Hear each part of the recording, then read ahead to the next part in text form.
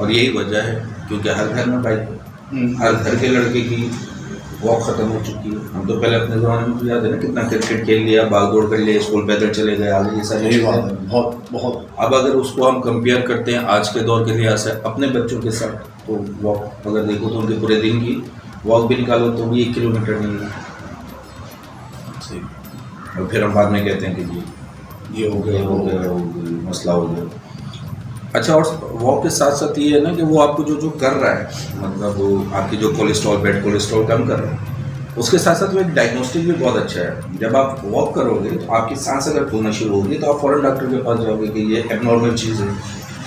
लेकिन अगर आप वॉक नहीं कर रहे तो आपकी सांस भी नहीं खुलेगी, आपको पता भी नहीं। लेकिन वॉक करने से क्योंकि आपकी सांस खुलेगी तो आप डॉक्टर के पास जाओगे और डॉक्टर आपको ईसीजी करेगा तो बहुत सी चीज़ें आपकी वो सामने आ जाएंगी।